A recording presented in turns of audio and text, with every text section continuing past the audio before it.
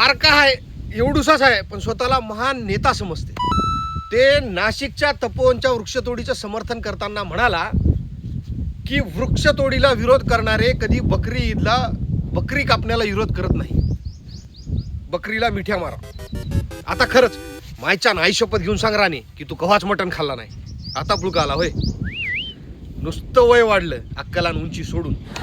नाही, बकरी कापणं आणि झाडं तोडणं याच्यात काही फरक आहे की नाही? अरे बकऱ्या पोचतावच इकायसाठी आणि घेणारा इकत घेते कापासाठी. आणि आमच्या बकऱ्या निस्त्या लेंड्याच देते बाबा, दुसरं काय नाही. बकरी हे शेतकऱ्याच्या उत्पन्नाचा सोर्स आहे. ते कापासाठी आणि खासाठीच पोसली जाते. बकरीले का 50 वर्ष वागून तिचा काय हत्ती करायचा आहे का? एक नारायण साहेबाला एक विचारायचं आहे. साहेब, ह्या बारक्यानं लग्नात नेमकं बाशिंग कपाळालाच बांधलं होतं की कमरेला? त्यासाठी शाळा शिकला असताना तर बकरी आणि झाडातला फरक समजला असता. काय करता, मंत्री साहेबांना बापाच्या जीवावर निवडून यायचं आहे आणि मंत्री व्हायचं आहे. बाकी जनतेला काय पाहिजे काय नको याला काय घेणं देणं नाही.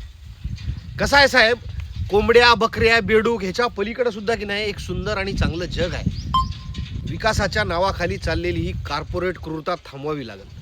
जिथं जिथं वृक्षतोड होईल तिथं तिथं उभं राहणं आता आपला खरा धर्म आहे. आज तपोवनातले झाडं शेवटचे अश्रू ढाळत आहे. आज जर आपण गप्प बसलो ना तर आपली पुढची पिढी सिमेंटच्या जंगलात गुदमरून मरल. हा लढा एका झाडाचा नाही तर आपल्या अस्तित्वाचा आहे. राजकारणी लोक काय बी चुकीचं काम करायचं असलं की हिंदू मुस्लिम करून ठेवते आणि पुरा धार्मिक रंग देऊन त्याचं समर्थन मिळवते. हेच एकमेव काम आहे तेच.